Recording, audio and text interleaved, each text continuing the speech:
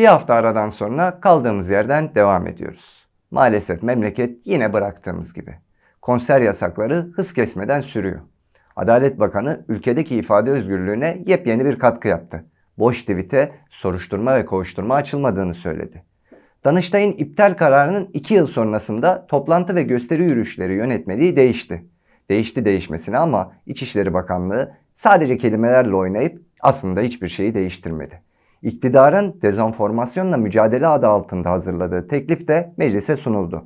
Sosyal medya ve gazetecilik üzerindeki iktidar denetimi ve baskı daha da arttırılacak. Ceza kanununa halkı yanıltıcı bilgiyi alenen yayma suçu ekleniyor. Hülasası yine yasaklar, davalar ve ihlallerle dolu bir haftaydı ardımızda kalan. İşte bizim derlediklerimiz.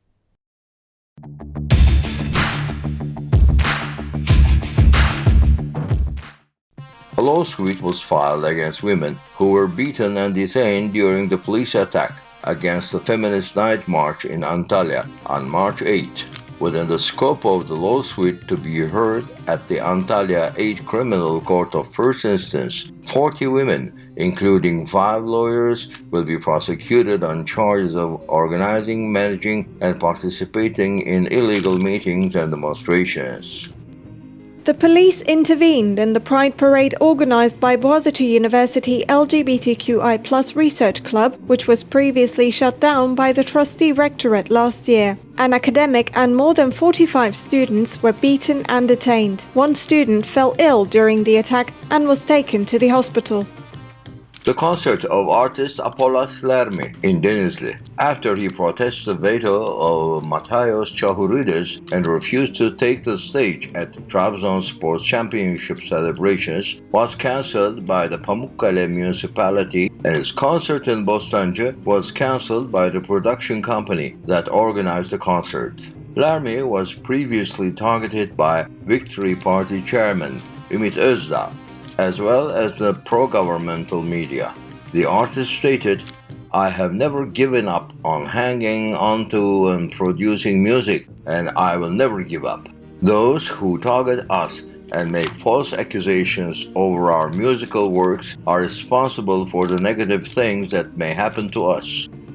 Musician Niyazi Koyuncu announced that his concert was banned by Pendik municipality in a message he published on his social media account. The municipality stated as the reason for cancellation that a musician who does not share the value judgments and views of their institutions cannot be allowed to perform in Pendik squares. The concert of artist Melek Mosso, which was organized as a part of the Isparta municipality's International Rose Festival, was cancelled after the artist was targeted by conservative associations on the grounds that she did not match the beliefs and traditions of the people and encourage immorality. On the other hand, musician Edis Hafızoğlu announced that his concerts with Ceza in Isparta were cancelled and said, "You have to be blind not to see where the situation is going. It has nothing to do with ethnic identity or how we dress. They are trying to take away our freedom in this country." The concert of Spanish violin virtuoso Ara Malikian, which was organized as part of the Capital Culture Road Festival of the Ministry of Culture, was cancelled without any explanation. Malikian has been targeted on social media in the past few days. The concert of Kurdish artist Mem Ararat in Bursa was cancelled by the government on the grounds of public safety.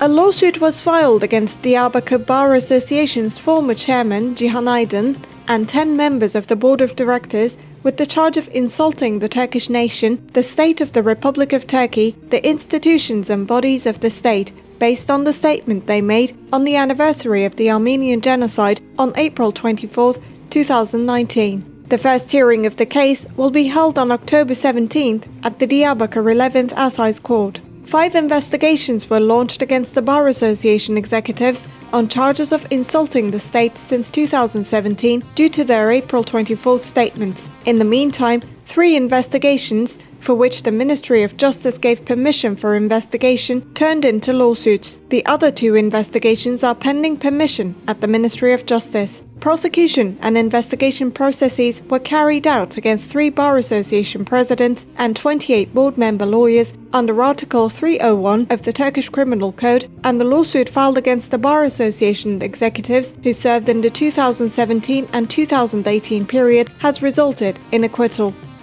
An investigation has been launched against Biyanet's news article titled "Lawsuit Against Journalists Covering the Bribery Allegations of Erdogan's Lawyer," published on December 7, 2021. Journalist Nazan Özcan, who was the editor-in-chief on the news portal at that time, testified when the scope of the investigation launched on charges of insult and slander. The news article was on the lawsuit filed against the former editor-in-chief of the website, Doğan Ergün, as well as the former managing editor of the website and current the editor-in-chief of the website, İzel Sezer, due to the news published on news website İleri Haber regarding the allegations that President Erdogan's former lawyer, Mustafa Doğan İnal, bargained for bribe. The police intervened in the demonstration held in Istanbul to protest the military operation held across the border under the name Klolok. Many citizens, including the People's Democratic Party executives, were detained. Police intervened with tear gas and sticks in the press statement that the members of Furkan Foundation wanted to make in Adana to protest the arrest of Furkan Foundation founder Alparslan Kuytul, attacking the statement and citing the government ban against protests and demonstrations across the city. Police battered many citizens. Statements made by foundation members in Istanbul were also prevented, and foundation members were detained.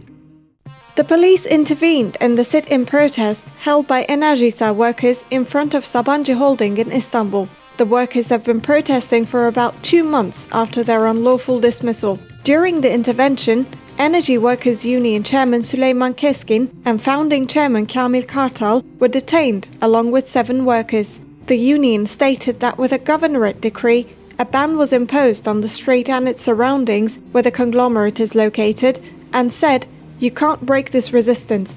Release all our detained friends immediately." The Bursa governorate declared a protest and demonstration ban for 7 days throughout the city, claiming that provocative actions would take place. In the statement made by the governorate, all events and activities such as open air and closed meetings, marches, press statements, sit-in protests, setting up booths and tents, distributing leaflets were banned. Meanwhile, the concert of artist Aynur Doğan in the city was also cancelled. Bursa Metropolitan Municipality said in a statement, "We have spoken to the company that organized the concert, and we have been informed that the concert has been cancelled by the company." The Istanbul Governorate banned the traditional picnic that has been organized by the Federation of Dersim Associations for 32 years. The ban decree, which was announced hours before the event to be held in Istanbul Aydos Forest, was based on lack of security measures. Gaziantep Second Criminal Judicature of Peace brought an access block against 142 online content, as well as the tweets of IT law expert and rights advocate Yaman Akdeniz after he brought up the fake access block decrees sent to news websites. Our news article, published on the website of the Initiative for Freedom of Expression on January 29, 2022, regarding the access block on the news about businessperson Nevzat Kaya, who was arrested within the scope of the Swamp Operation investigation brought to the agenda by the organized crime organization leader Sedat Peker, has been blocked by the Ankara 7th Criminal Court of Peace. Adana Kozan Municipality Mayor Kazım Özgan filed a lawsuit for compensation of 100,000 Turkish liras against Farah Zeynep Abdullah, the starring actress of the movie Bergen, after she responded to Özgan's statement that the movie would not be screened with an IQ test. Although the film Bergen, which tells the life of the artist Bergen killed by Halis Serbest, who lives in Kozan, was released, its screenings in Adana Kozan district were blocked by the municipality. Cengiz Holding Executive Board Chairman Mehmet Cengiz, who rose to success rapidly with the public tenders he received together with the Justice and Development Party government, filed a lawsuit against Sözcü Daily writer Yılmaz Özdil for his column published on April 14, 2022. Saying that he was insulted and his personal rights were damaged, Cengiz demanded compensation in the amount of 1 million Turkish liras. The Constitutional Court examined the claim of the arrest of People's Democratic Party politicians Aysel Tuğluk and Sabahat Tuncel, who are still in prison within the Kobani investigation, were unlawful based on the fundamentals of the case. The court also did not evaluate the claim that the arrest was political and indicated as a reason that both names had previously been arrested on other charges and that their sentences were executed. They were not deprived of their freedom, the court stated. In another application of Tuğluk, however, the Supreme Court issued a decree of violation of rights. The Constitutional Court ruled that Tuğluk's right to organize demonstrations and marches was violated and issued 13,500 Turkish liras in compensation to be paid to Tuğluk. Tuğluk had faced a lawsuit due to an event she attended in Nusaybin district of Mardin, and her prosecution had been deferred. In another decree announced this week, the Constitutional Court ruled that Nuray Zincir be paid 9,000 Turkish lira in compensation after she was exposed to police violence during the protest for a secular scientific education in mother tongue she participated in 2015 in Izmir. The Supreme Court emphasized that the beating of Zincir by the police for participating in the protest was a treatment incompatible with human dignity, deciding for another investigation to be launched by sending to file to the Izmir Chief Public Prosecutor's Office, which previously issued a verdict of non-prosecution for the police officers. The Ankara 12th Civil Court of First Instance, which denied President Erdogan's claim for compensation of 500,000 Turkish liras last March regarding Republican People's Party chairman Kemal Kılıçdaroğlu's speech at the parliamentary group meeting on December 1, 2020, announced this recent decree. The court referred to Article 13 of the Turkish Constitution, which stipulates that the restriction of basic rights and freedoms cannot be contrary to the word and spirit of the Constitution, to the democratic social order, to the requirements of a secular republic, and to the principle of proportionality, and stated that since Erdogan is in the highest executive and state office, opposition against him is natural, as well as harsh criticism by the opposition. The court stated that Erdogan must have a higher level of tolerance for expressions containing severe political criticisms against him than those who are not in the same position as him.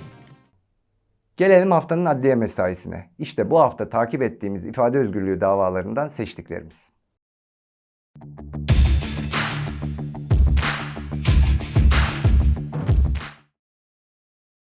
Previously shut down Özgür Gündem Daily's editor-in-chief Eren Keskin and managing editor Reyhan Çapan, who were charged with violating the press law number 5187 on the grounds of 5 different news items published in the newspaper in the years 2013 and 2014, were sentenced to 12,500 Turkish liras of judicial fine each. In the indictment of the lawsuit at the Istanbul Second Criminal Court of First Instance, it was claimed that the identity information of 14-year-old Berkin Elvan, who was killed by the police during the Gezi Park protests, was revealed with the news in question, and that a publication was made in a way that would reveal the identities or lead to the recognition of the perpetrator or victims under the age of 18.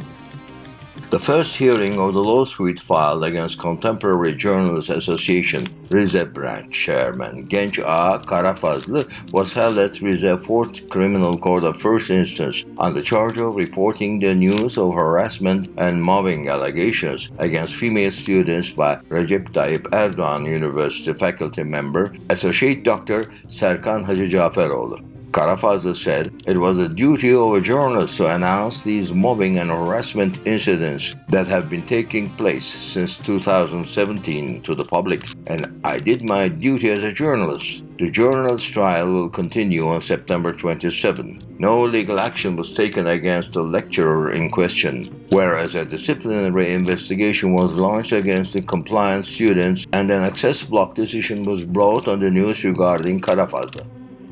Actress Ezgi Mola, who was charged with insulting Expert Sergeant Musa Orhan on social media for sexually assaulting İpek Er and leading her to commit suicide in Batman, was sentenced to a judicial fine of 6,960 Turkish liras by the Ankara 31st Criminal Court of First Instance.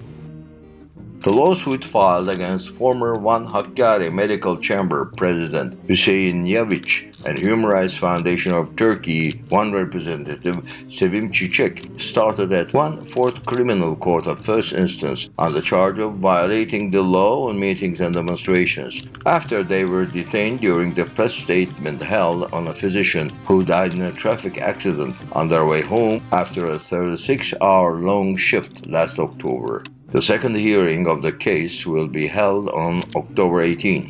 The press statement, which was the subject of the case, had been prevented on the grounds of the government ban against protests, and 2 rights defenders had been detained. The retrial of the directors of the movie Bakur, Çayan Demirel and Ertuğrul Mavioğlu, who have been tried on charges of making propaganda for a terrorist organization and have been sentenced to 4 years and 6 months in prison, started at the Batman 2nd Assize Court after the reversal decree of the appeal court. The next hearing will be held on September 22nd. Poet and writer Yılmaz Odabaşı was acquitted in the lawsuit filed against him due to a social media post in which he criticized the influence of the sects in the healthcare system as well as issues in the system. Antalya Alanya 6 Criminal Court of First Instance ruled that there was no definite and sufficient evidence against Odabaşı, who was charged with public incitement towards resentment and enmity and denigrating the public. The prosecution of Demokrat Haber's editor-in-chief and owner Mehmet Göcekli started at Istanbul 27th Assize Court on the charge of making propaganda for a terrorist organization on the grounds of his social media posts and news published on demokrathaber.org. The second hearing of the case will be held on October 4th. The latest hearing of the lawsuit filed against journalist Barış Barıştıran was held at the Diyarbakır 8 Assize Court after a reversal decree of the appeal court. Barıştıran was previously prosecuted on the charge of making propaganda for a terrorist organization on the grounds of the live broadcast made from the Democratic Society Congress General Assembly by the previously shut down Özgür Gün TV and was acquitted. The next hearing will be held on October 13. The prosecution of Bir Gün Daily sports editor Eren Tutel continued at the Istanbul 2nd Criminal Court of First Instance on the charge of insulting a public official on the grounds of his news about the Turkish Wushu Federation. The next hearing will be held on November 17th. The latest hearing of the lawsuit filed against 3 of the villagers who opposed the solid waste storage facility planned to be constructed by the Manisa Metropolitan Municipality in Caferbey village of Salihli was held at Manisa Salihli First Criminal Court of First Instance. The villagers are charged with threatening, insulting, and preventing duty, and their prosecution will continue on October 5. The prosecution of street artists with the alias Unpermitted continued at the Istanbul 20th Criminal Court of First Instance on charges of publicly insulting the Turkish flag and insulting the president through his drawings and his Twitter posts. The next hearing will be held on June 15th. The lawsuit filed by Simpaş Group against environmental activist Halime Şaman continued at the Istanbul 5th Commercial Court of First Instance with a claim of compensation of 300,000 Turkish liras. Şaman is prosecuted due to announcing to the public that the ongoing constructions of the company in Kızılbük Bay in Marmaris harmed the environment. The next hearing will be held on September 28th. The lawsuit filed against leftist party Ankara Keçiören District Chairman Murat Güzel at the Ankara 27th Assize Court on the charge of making propaganda for a terrorist organization on the grounds of sharing the photos of those executed during the September 12th military coup on social media was concluded with acquittal. The final decree has been announced in the lawsuit filed against Nuriye Gülmen, one of the symbolic names of the protest for re-employment, who was detained and arrested during the police raid against the İdil Cultural Center in Ok Meydan, the district of Istanbul. The Istanbul 28 Assize Court sentenced Gülmen and Yasemin Karadağ, who is tried in the same case, to 10 years in prison each on charges of terrorist organization membership. Gülmen, who is publicly known for the protests that started on Yüksel Street against the dismissals made through statutory decrees issued with the state of emergency and with the hunger strike she held that lasted for 324 days. Gülmen has been arrested pending trial for almost 2 years as a part of the case. Bu haftalıkta bizden bu kadar. Daha fazlası her zaman olduğu gibi internet sitemizde ve haftalık bültenlerimizde.